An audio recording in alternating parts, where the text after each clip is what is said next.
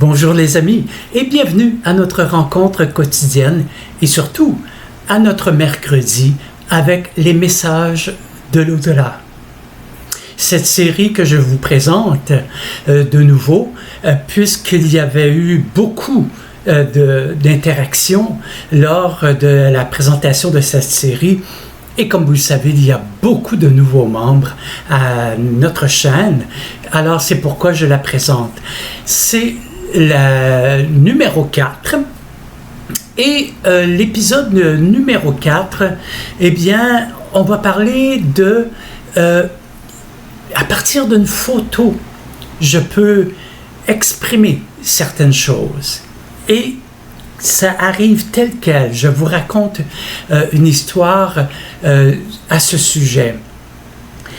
Et également, je ressens comme quoi que une personne va décéder.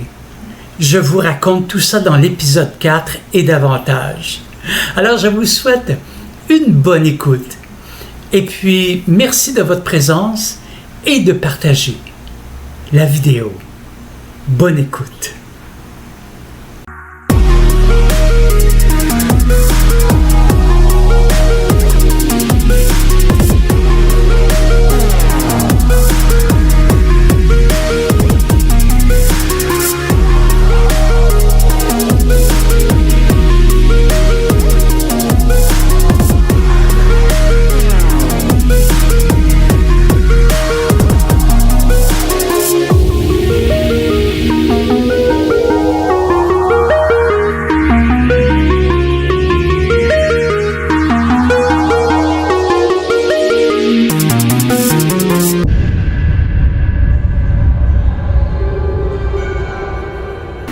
Voilà, et je vous exprimais comme quoi que je recevais des messages, et j'en reçois toujours d'ailleurs, et que tous et toutes, on peut recevoir ce genre de messages. Et je ne croyais pas, parce qu'il y a beaucoup de gens dans ma vie qui me demandaient « Est-ce que tu vois ceci? Est-ce que tu vois cela? » C'est que ça m'arrive d'un coup comme ça. Ça me transforme parce que même parfois je vais dire quelque chose et par hasard que je me pose moi-même la question pourquoi je viens de dire ça? Et ça colle exactement. Je vous avais raconté cet homme qui habitait en face de chez nous dans les HLM. Il travaillait comme courrier et puis dans le courrier et je m'en allais chez mon frère, je prenais l'autobus et je suis assis dans l'autobus et je le vois qui va porter justement des enveloppes pour d'autres villes. Et quand je l'ai vu, je me suis dit, pourquoi lui? Et là, je suis dans l'autobus puis je me dis, pourquoi je dis ça de lui? Et là, je me suis dit, il y a une raison pourquoi lui, puis c'était triste. Et puis le lendemain, eh bien, j'étais chez mon frère et ma belle-sœur. Nous sommes en train de dîner, le téléphone sonne, ma belle-sœur va répondre et je lui dis, Monsieur Racine est décédé. C'était ça. Je l'avais su la veille qu'il était pour rendre l'âme. Mon ami André, dont je vous ai raconté également. Mon ami André, que je retourne chez moi, je bifurque entre certaines rues, puis j'arrive, on dit le hasard, et je passe devant chez mon ami André. Et il est dans l'entrée en train de faire le ménage parce qu'il était concierge de l'immeuble. Et là, il me dit, viens, monte à la maison, on va bavarder un peu. Et je monte. Et là, il me dit, regarde comment j'ai perdu du ventre, je fais beaucoup d'exercices, du ménage. Là. Je lui disais, André, t'es mieux d'aller à l'hôpital. Comment ça, aller à l'hôpital? Je suis bien, je viens de te dire que je me sens bien. Je lui ai répété. Je dis, tu devrais aller à l'hôpital. Je te dis simplement ce que moi je sens présentement. Tu devrais aller à l'hôpital. Et puis, ben, finalement, avant de quitter, je lui ai dit de nouveau, je dis, par précaution, pourquoi tu y vas pas à l'hôpital? Hein? Et puis, il a décidé que non, il n'y allait pas. Eh bien, oui, son fils m'a téléphoné le lendemain pour me dire que son père était décédé du cœur dans la nuit qui a précédé notre dernière rencontre. Je l'avais senti. Et voilà, c'est des choses comme ça qui arrivent. Mais après, je me suis dit, ça me surprendrait que je puisse dire des choses et que ça arrive. Puis j'ai rien forcé moi. Hein? J'ai de mes frères qui me disaient, tu pourrais améliorer tout ça, tu pourrais faire des lectures puis aller plus profondément dans tout ça. J'ai toujours refusé. Parce que déjà, je trouvais que c'était beaucoup de recevoir autant de messages. J'ai un de mes amis, bon, il est célibataire et il veut rencontrer l'âme sœur, la femme de sa vie. Et à chaque fois qu'il était pour rencontrer une fille, il me montrait ses photos et je lui disais, parce que vous savez, c'est les yeux, moi, qui me parlent des gens. Je sais tout à travers les yeux. Il y a des gens que je vais saluer, que je ne m'arrêterai pas pour bavarder avec eux, et d'autres, j'ai pas de problème. Je sens rapidement l'énergie des gens et c'est à travers les yeux. Lorsqu'on dit l'expression « les yeux parlent », mais pour moi, ça me parle beaucoup. On dit les yeux, c'est les yeux de l'âme. Et quelque part, pour moi, c'est comme ça. Et je regardais les photos puis je lui disais « cette fille, tu peux la rencontrer, mais ça. » Et c'était exactement ce qui arrivait. Exactement. Et à un moment donné, je vous dirais, dans le temps, là, je dirais en 1 an et demi, il me montre une 4e photo. Il veut me montrer une 4e photo d'une fille. Et là, il est surpris. Parce que je lui dis, non, je ne veux pas la voir. C'est pourquoi? Il dit, t'es bon, tu me dis toujours si c'est elle. Je dis, non, celle-là, je ne veux pas la voir. Je ne veux pas la voir parce que c'est elle. Eh bien, je vous le dis d'avance, ils ont pris contact. Elle habitait Québec. Lui, il était à Montréal. Et il l'a rencontrée. Ça a été vraiment une première rencontre qui en disait long. Ils se sont revus 2 fois, 3 fois, 4 fois. Et aujourd'hui, voilà, il n'y a pas longtemps, 3 ans qu'ils se sont mariés. C'est juste que je le sentais, tout simplement. Un soir, un de mes beaux-frères nous amène, ma sœur et moi, à un spectacle en plein air de Nicole Martin. Pour les Européens, Nicole Martin, c'était une grande chanteuse au Québec, qui a fait aussi un peu carrière en France, mais comme ici, ça roulait tellement fort pour elle, elle a travaillé beaucoup avec Francis Lay, que vous connaissez sans doute en France, très, très, très grand auteur, Francis Lay. Et il a fait il a fait beaucoup de musique pour les films également. Et nous attendons à une lumière rouge et nous sommes juste en billet de l'hôpital Notre-Dame. Alors là, je disais à ma sœur, je dis, oh, je sens que tu vas aller faire un tour ici. Et là, elle était, non, dis-moi pas ça, mais ça sort tout seul. Que voulez-vous que j'y fasse? C'est sûr que si quelqu'un était pour mourir ou quoi que ce soit, ça, je suis capable de le retenir et de le garder pour moi, ou un malheur quelconque. Mais là, je savais que c'était pas très grave. Alors, bon, nous allons au spectacle, patati patata. Puis, la semaine suivante, elle va au camping où mes parents étaient pour l'été et elle se brise le petit orteil. Rien de grave.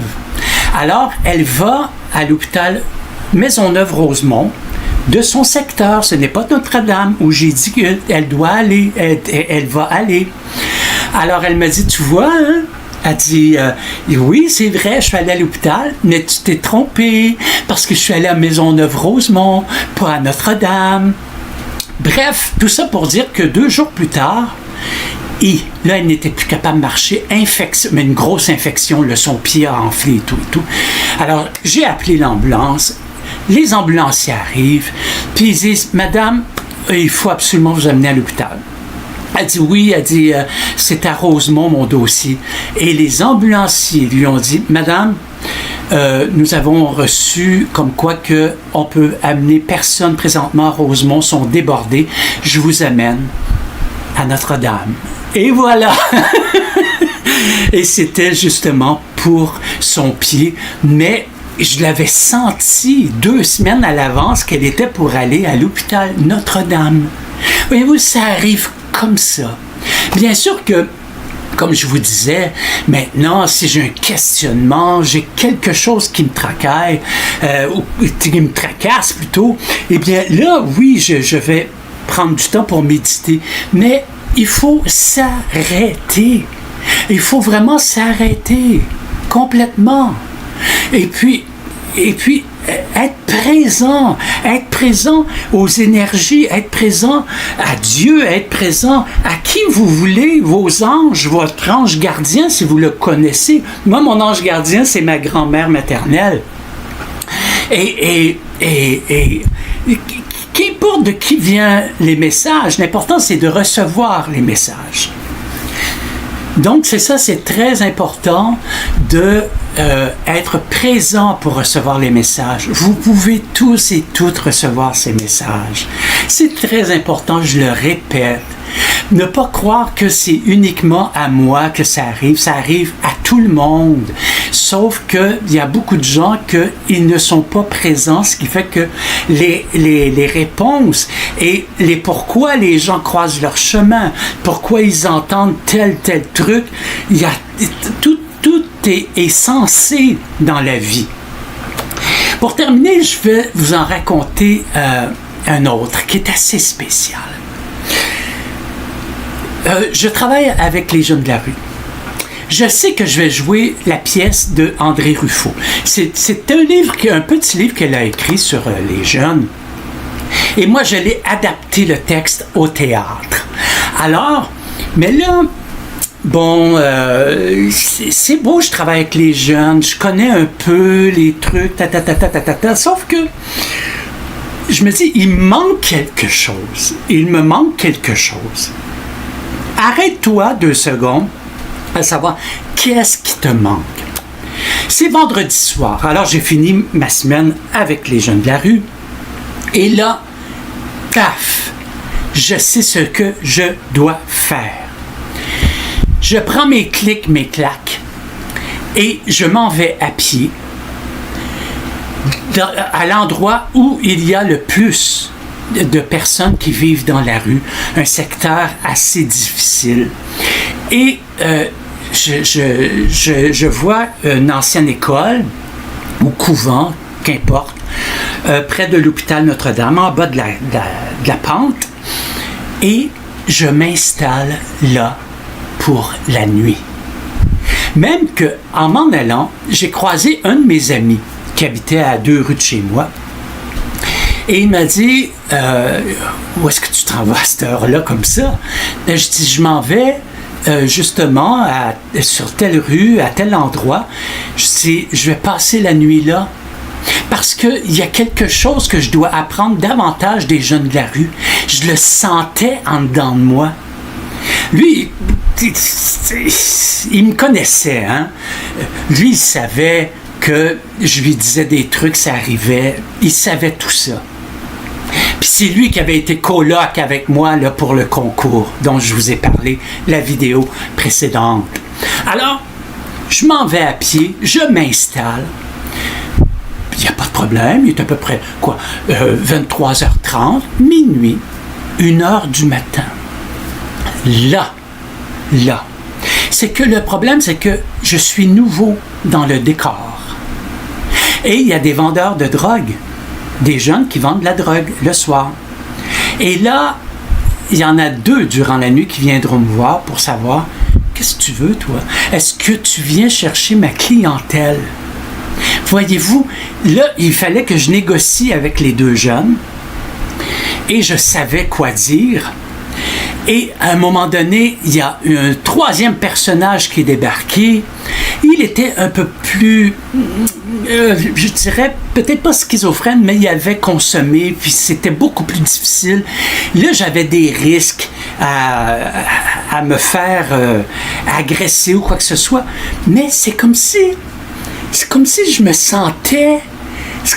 sentais protégé. Parce que j'avais reçu le message d'aller là et je vais comprendre beaucoup de choses. Et j'ai compris tellement de choses. C'est là que j'ai appris que pourquoi ils dorment le jour? Parce que c'est trop dangereux pour eux dormir la nuit. C'est trop dangereux pour se faire les poches, pour se faire voler ce qu'ils ont autour d'eux à boire ou à manger. Alors, s'ils vendent de la drogue, ben, ils peuvent se faire voler leur drogue. C'est pour ça qu'ils dorment de jour sur des bancs de parc, sur des bancs dans le métro. C'est pour leur sécurité, tout simplement. C'est là que j'ai compris pourquoi. J'ai compris pourquoi également qu'ils restent toujours à peu près dans le même territoire, parce qu'ils ont leur territoire. Pas juste pour vendre des drogues, mais aussi pour quêter. Quêter, c'est-à-dire demander de l'argent.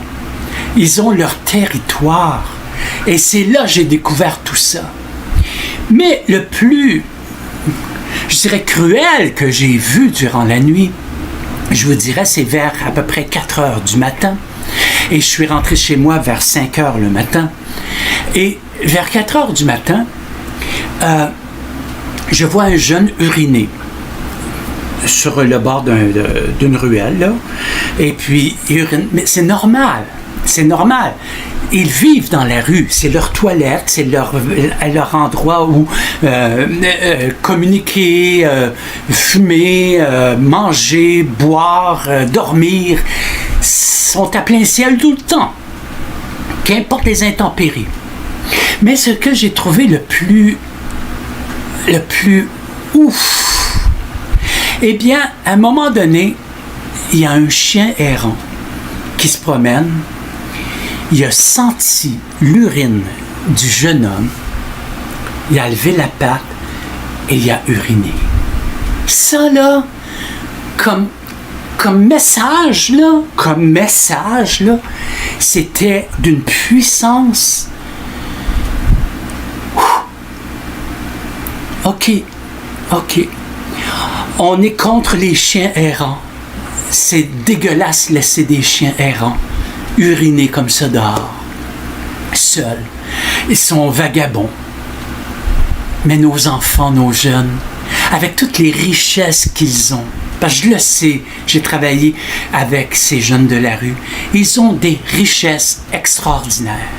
Ces jeunes ont des rêves qu'ils perdent dans la rue parce qu'ils doivent mentir, voler, bref.